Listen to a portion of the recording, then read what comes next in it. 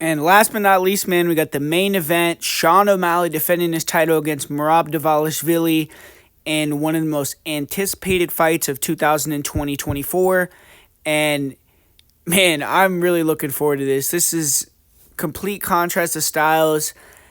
These guys don't like each other. There's been a long build up for this fight. Obviously, Sean O'Malley knocked out Merab Dvalishvili's main training partner to claim the belt. So this has been brewing for a long time. Even before Sean O'Malley fought Aljamain Sterling, obviously there was that meme with Merab stealing Sean O'Malley's jacket and everything like that. So, man, I mean, Merab Dvalishvili has been calling out Sean O'Malley for years and years, and he's finally getting his wish, and it's going to be with the biggest prize on the line, the UFC title.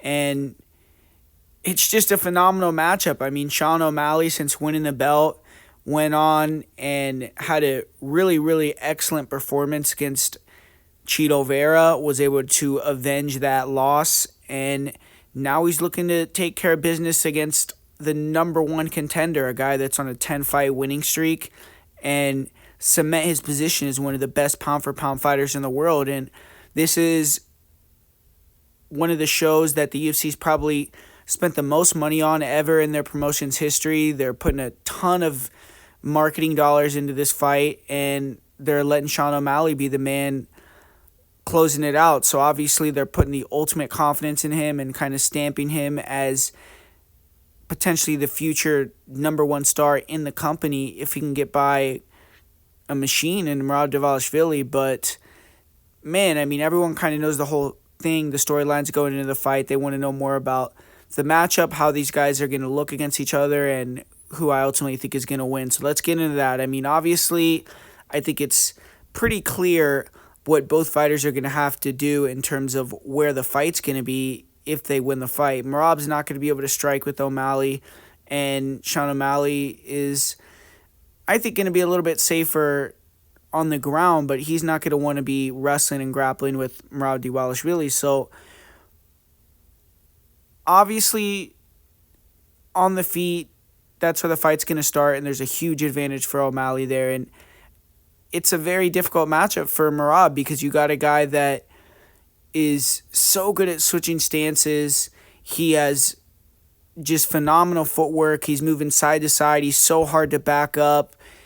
He's a sniper. He's catching you with the straight left, straight right. He can time that rear knee and kind of just bring that rear leg up there.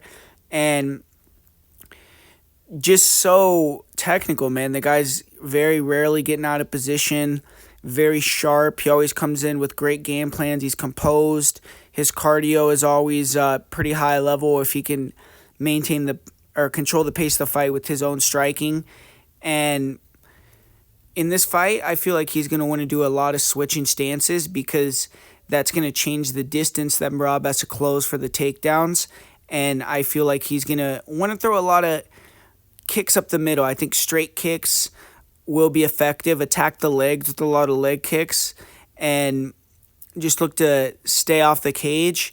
And I do feel as if O'Malley gets taken down, especially early when he's more fresh, he's going to be able to get up fairly easily. I liked his get-up game against Petr Yan. I feel like he was able to show good grappling defense in that fight. And Merab isn't necessarily a guy that's like an elite-level top controller. He's more someone that relies on putting that pace on you, getting as many takedowns as needed to win the fight, and just never stopping. So Sean, obviously, he's going to have a lot of ways to win the fight with the movement. He's going to be trying to snipe Merab as he's coming in, and Merab leaves a lot of openings. If you look at historically how he fights, he's going to have to change up his entries in this one because he can't open up really wide against O'Malley. I also don't like the way that Merab sometimes will just shell up and kind of duck down because you could run into a knee, you could run into a front kick up the middle, something like that. And Merab just can't shoot in on a single leg at distance against Sean because he has a lot of these weapons that he can bring up the middle and catch you as well. And just physicality-wise, athleticism-wise, I feel like O'Malley has a big advantage. But for Merab, I think that he needs to show a little bit of a evolution and kind of just a differentiation in his striking than he's shown in other fights. I feel like he needs to switch stances more in this fight. He needs to kind of try to mirror the stance that Sean O'Malley's in the way that Petr Yan did, because that allowed Petr Yan to cut the cage off a lot better than other O'Malley opponents. If Merab can safely switch stances and be defensively sound, it will close that distance that he has to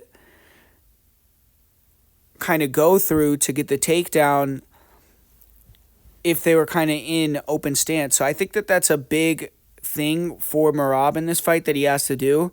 I think that Merab needs to try to cut off Sean O'Malley with kicks, try to attack with a lot of leg kicks, and he just has to bring that same constant pressure that he always does, but just be a little bit smarter the way that he's closing the distance. He can't open up, and he can't just shoot these blind single legs at space.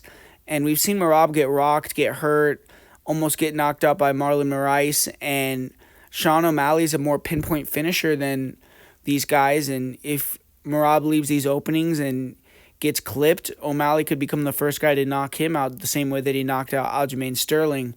But we did see in that Sean O'Malley versus Sterling fight as well, where O'Malley was kind of off-balancing himself a couple times with kicks, and I think that Merab definitely has a clear path to victory as well. He just needs to, like I said, close that gap safely, and if he can get it on the legs, he's going to get the takedowns. He's going to be able to get to that wrestling right position and kind of just wear on the gas tank of O'Malley.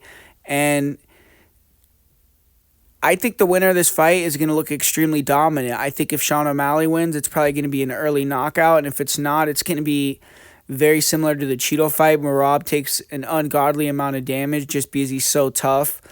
But I think it will be a knockout win within the first 3 rounds if Sean O'Malley is victorious in this matchup. And if Merab wins, I feel like it's just going to be an absolute grind fest when Merab is able to get on him from the early going, make Sean a little tired, make Sean not know exactly what to do in terms of he is thinking too much of the takedown. Merab's landing strikes on him and then kind of Petr Yan in him the way that he did Petr Yan, where he had Petr Yan just kind of frozen.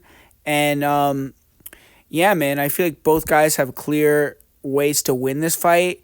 To me, I've just been going back and forth so much. I feel like you should pick Sean here. I mean, but I'm going to go with Merab. I just feel like Merab is going to get it done somehow. I just got that feeling, and I'm going to go with it. I think that he's going to be able to break Sean O'Malley and get this victory here. So I'm going to pick Merab. I think that he's going to be able to do what I said. He's going to kind of mirror the stance a little bit better, switch stances more than he has in other fights, use his kicks to kind of cut the cage off well, and get the takedowns going early where that opens up his hands. Maybe he'll even rock Sean O'Malley at some point on the feet where it changes that dynamic of the fight significantly just because O'Malley's sticking to the takedown and Merab comes with some big shots. And I do feel like Merab needs to throw with a little more venom in this fight at certain times when he sees the openings and feels like he is safe to do so, because he has to show Sean that there is a big threat coming back at him. It can't just be pace and pressure and wrestling. I think that there has to be a more finishing threat from Merab. But ultimately, obviously, Sean, I think he even has the better finishing threat in terms of the submission threat, because the guillotine, I do think, is something that Sean should use to try to defend the single. And maybe he could hurt Merab and catch the gilly. But I'm just going to slightly edge this fight to Merab. I think he's going to win this one. He's going to break Sean with the pressure and either get that late finish or get a decision and get that belt. So there you have it, guys. Thanks for watching this full card video, UFC 306 breakdown and predictions. As far as my most confident pick in my parlay of the week, for my most confident pick on this card, I feel like